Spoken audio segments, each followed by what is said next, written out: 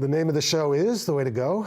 My name is Alan Bendich. I'm going to be your host. And Nancy Cejari is our guest again. She's a producer, she's an actress, and she's a good friend. And welcome to the show again. Thank you so much for inviting me. I really, really appreciate it. Me too. I'm happy that, I appreciate you coming.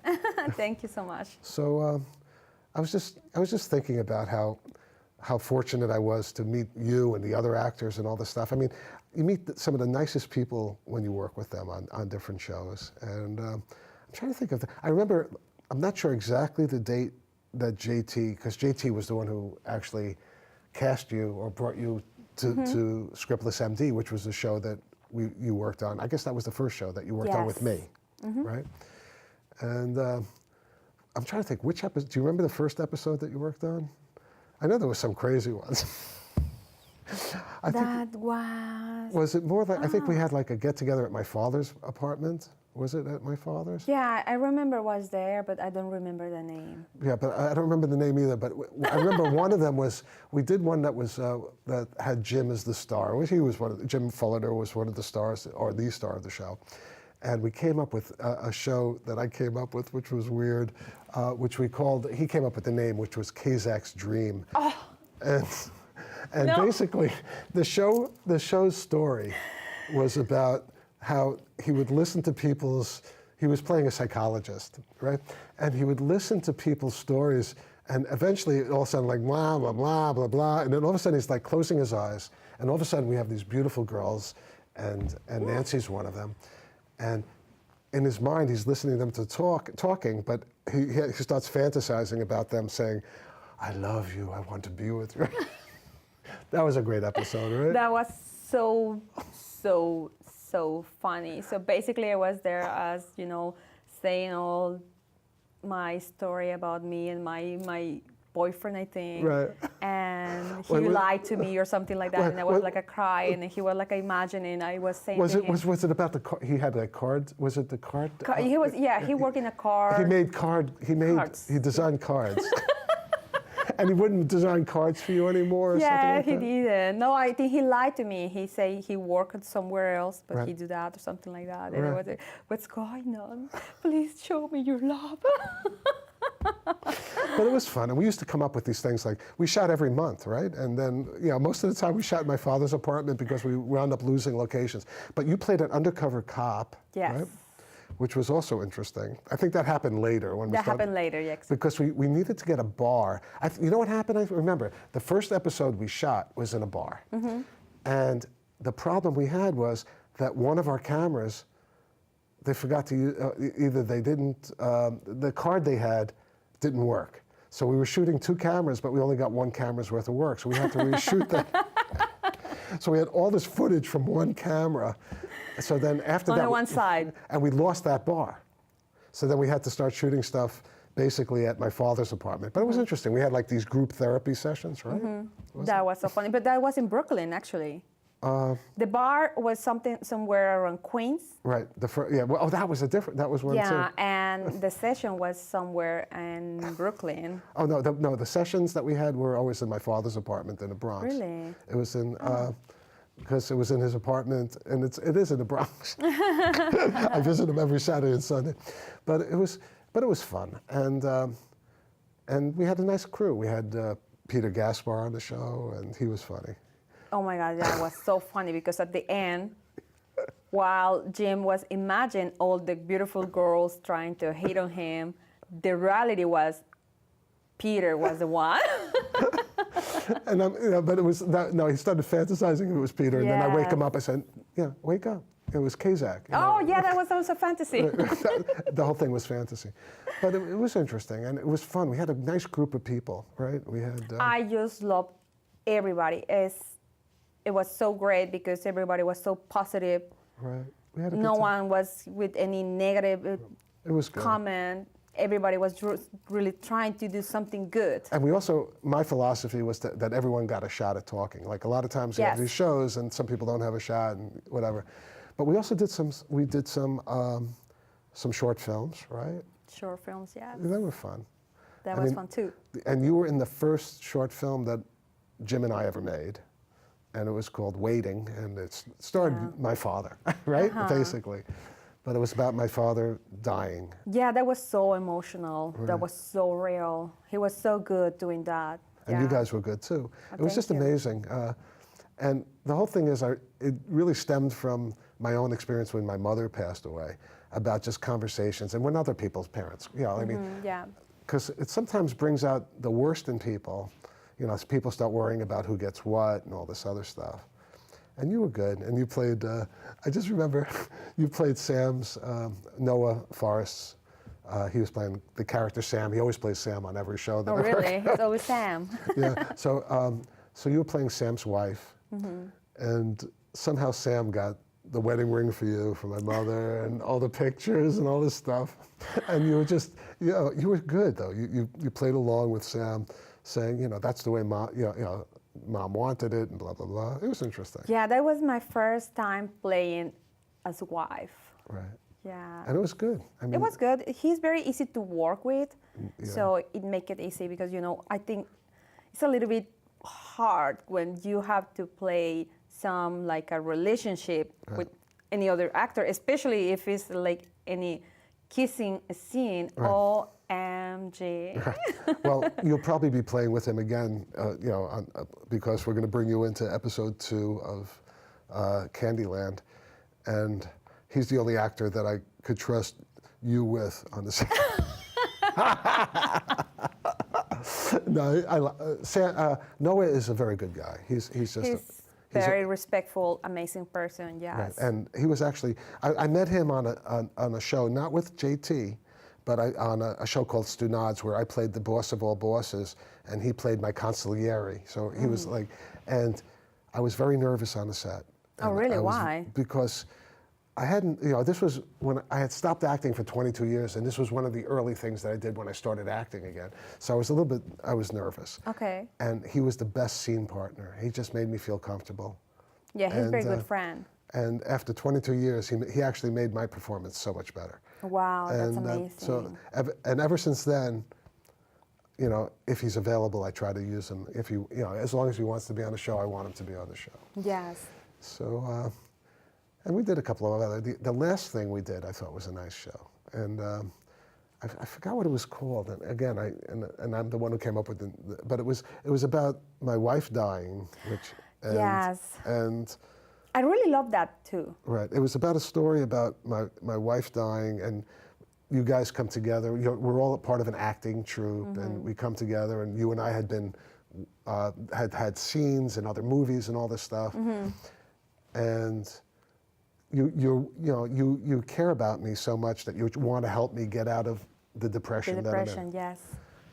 And all I want to do at the end is really, I'm willing to open up, but to open up to do what I used to do with my wife, which was basically when she was dying or close to death, the thing that made her happy was to play cards, and that's how we ended the scene. I thought it was touching, And it was so good. I really love it, and it really shows a lot of emotions. Right. Especially, I like it because most of the time, I guess, society make believe men doesn't really have feelings and they will go with other women and blah, blah, blah. And the reality is no, sometimes people is really in love with their partners.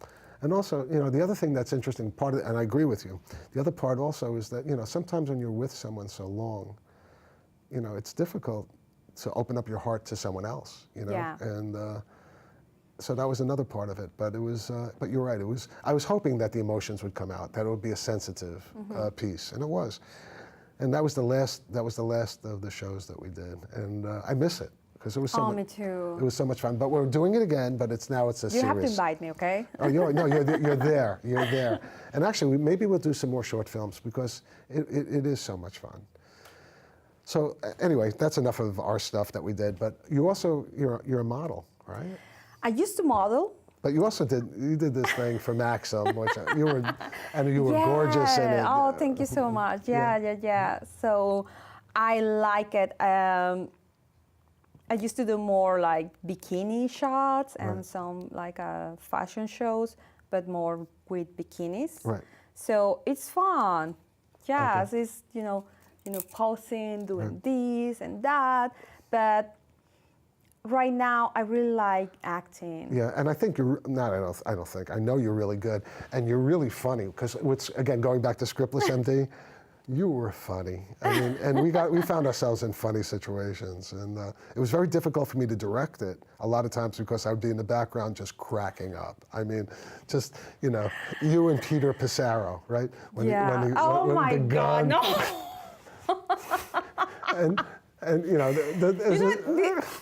He's a funny guy too. I know. Pete, He's I love a very funny guy. He's a character. Pete Pissarro was a friend of my wife's cousin. And he asked me if I could have a part for him. So I brought him in on my original Scriptless, and he played like the lieutenant for the head of the mafia, whatever it was. But then he came with me to Scriptless MD. And I just remember, because he was playing a mobster in the show, right? And I had to throw in the silly line. I can't even believe I'm going to say it. You said something like, "Is that a gun in your pocket?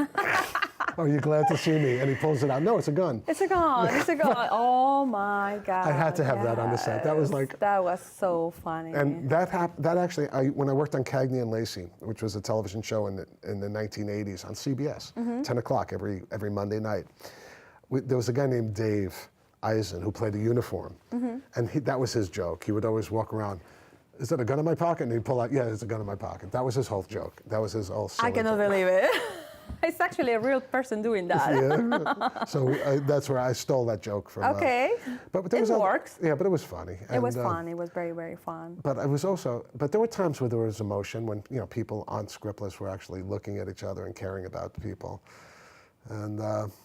But also, when you were in that bar and you were like dressed, you were dressed so hot, and you're sitting at the bar staring at the gangsters. I mean, the gangsters. Right. I don't know. That was really funny. Yes. Yeah, but it was also good. I mean, I couldn't believe that. The other thing was, I couldn't believe such a beautiful woman would be on my show. To be honest with you. Oh, thank you so much. It's. I mean, not really... but also you're such a good actress. We a matter of fact. We could actually see, you brought a teaser for one of the shows that you're working on? Well, actually it's a new show. Yeah. The name is Ravina Lives. Ravina Live? Yeah, Ravina Lives, right. Which is so different from what you see from me. Right. It's kind of an assassin. Right. And I'm a very bad person. But you're good at what you do, right? Yes. Yeah. I know. I mean, I know you're a good actress, so you must be a great assassin. That's what I I like comedy, Right. That was a challenge for me. That was a challenge for me because I never kill anything, so I had to learn. So would you like to share that with our audience? Of course, I would be very happy. Okay, so we'd like to share Ravina Live with you all. Enjoy. This is Dr. Robert Mills. The time is 9:42 p.m. September 20th, 2022. The useful life of specimen 1001 has expired. No further testing can be conducted, and the body will be given over to cremation.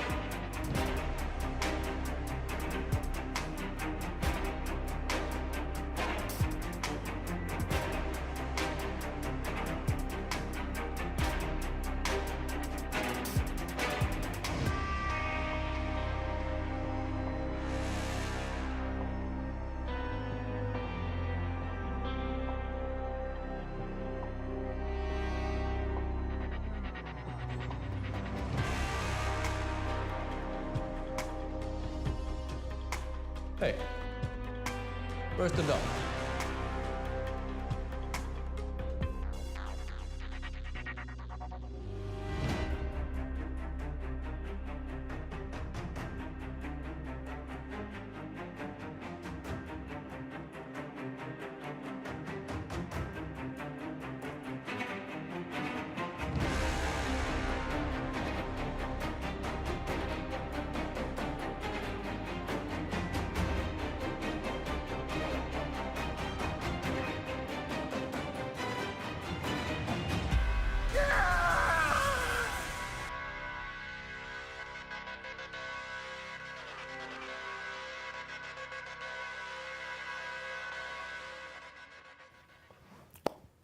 Bravo. You know, you scared the heck out of me, I'll tell you. That's some scary stuff. I will be always your friend. I know.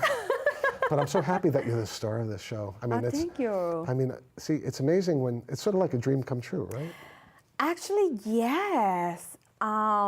When I never imagined this actually when I started to work in this business, but here I am. I'm very happy. You know, when I was a kid, that was kind of my dream, but not my dream. Or like, I always liked to entertain people.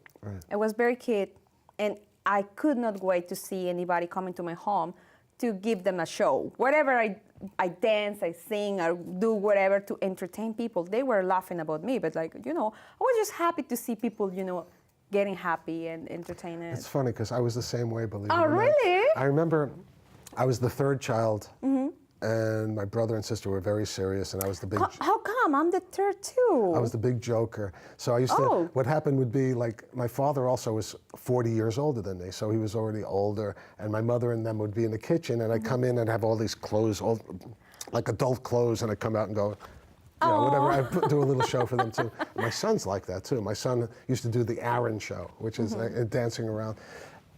I think creative people are creative from the beginning, you know what I mean? Yes. So, but that's awesome. So do you see a future in feature films and starring in feature films? Of course, I guess it's the dream of anyone who wants to do something big. Right. Because, you know, it's funny, before to work on this business, I thought everybody has that dream. But like when you are here and you start to ask what's your goal or something, not everybody wants that. Some people, you know, they like to be acting, but they just want to be, you know, keep it busy or just doing the smaller stuff. But I really like, I really dream to do something big and a big stage. And it is wonderful. I mean, I've never starred in anything except like one short film, and I actually won an award for it at a film festival. Oh my God. And that, I still look back at it, even though it was a film festival for a school. It was like, I always think about that feeling of being in the audience, and then after, you know, after the credits come down, everyone was looking at me, you know, and they were all clapping. It was like, wow, you know, it's kind of scary. But it is a dream, and you've worked on commercials, or at least. Yes. Actually, I have an amazing friend called Alan. He's just an amazing person. I could not be more grateful with him. So he gave me this beautiful work and script list for about a year. Right. And besides that, is like to be in a family. Right. And then one day, suddenly he called me. And he was like, oh, would you like to be in this commercial? And I was like, yes. So he invited me to this commercial.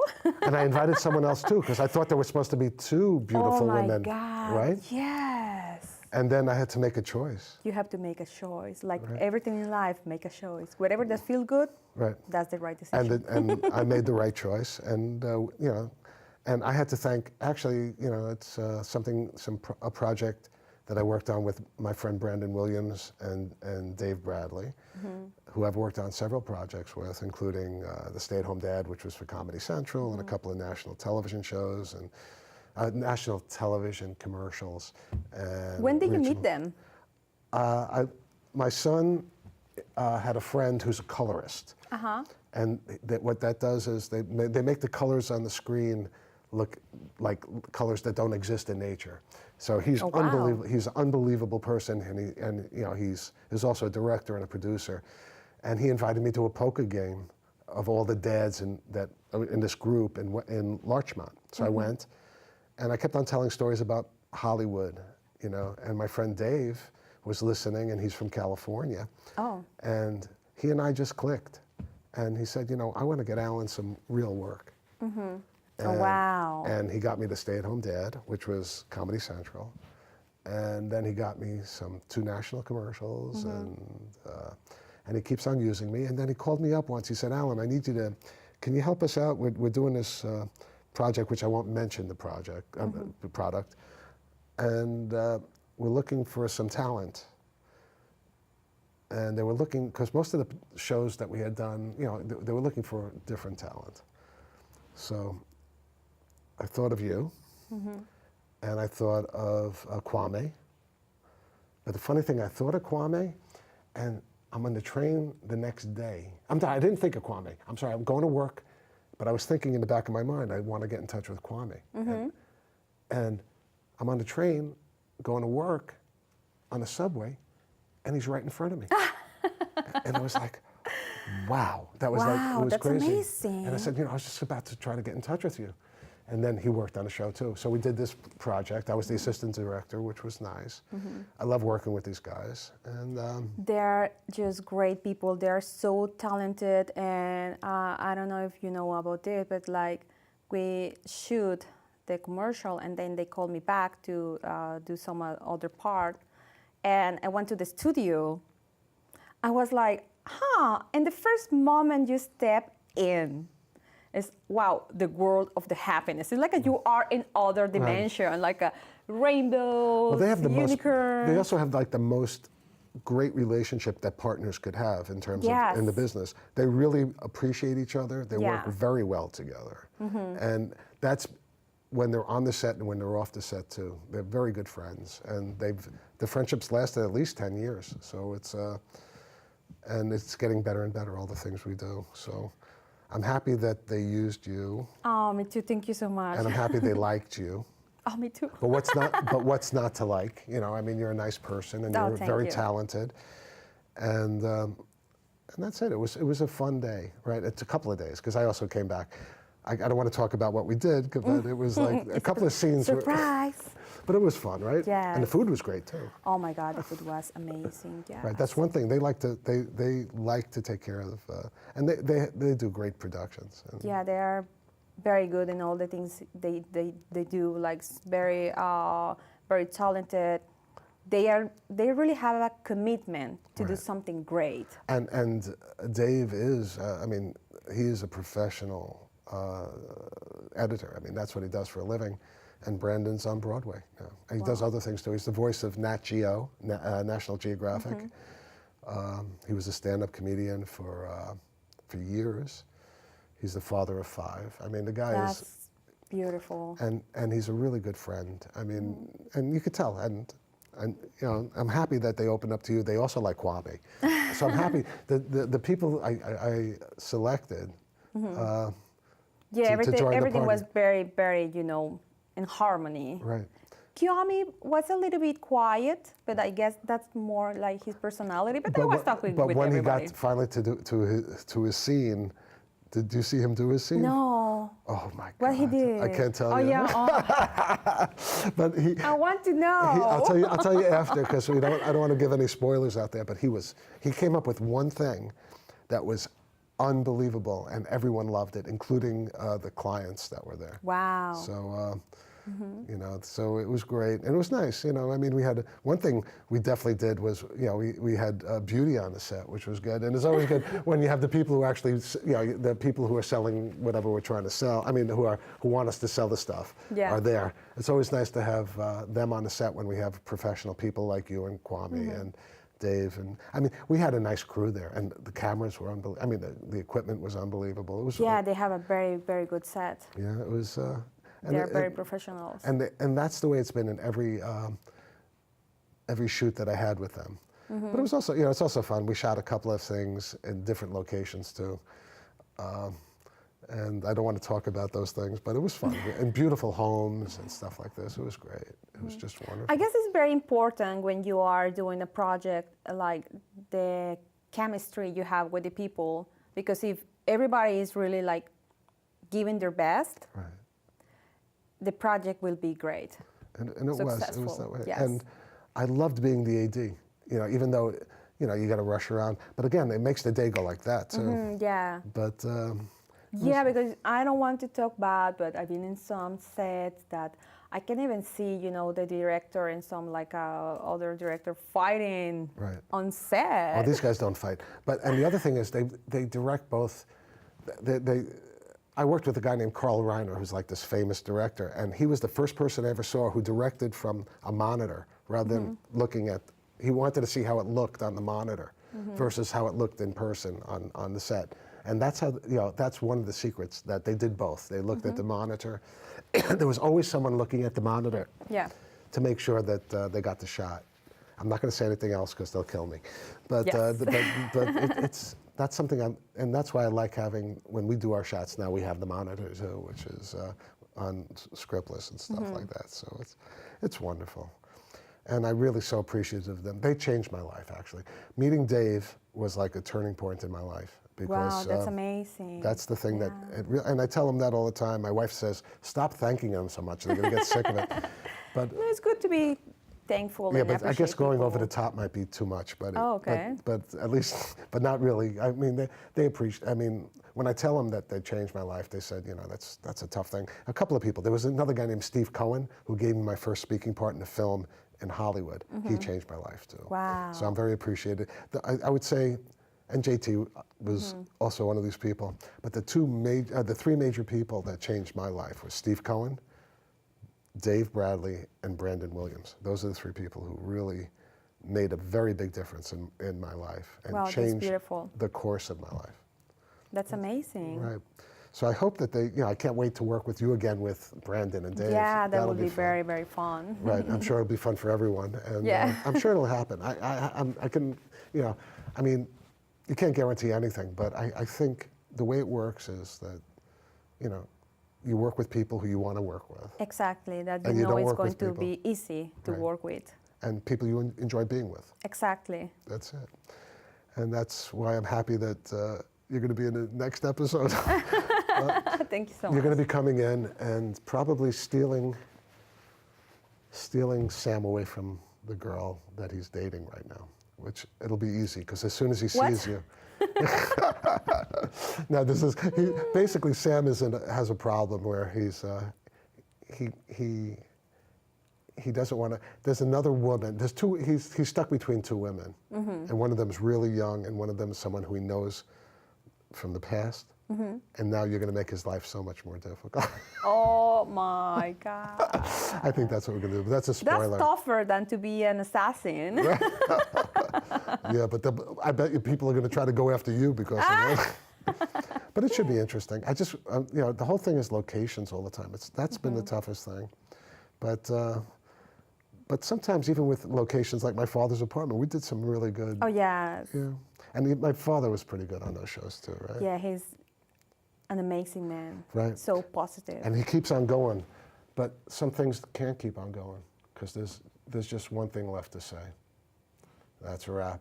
Good night, folks.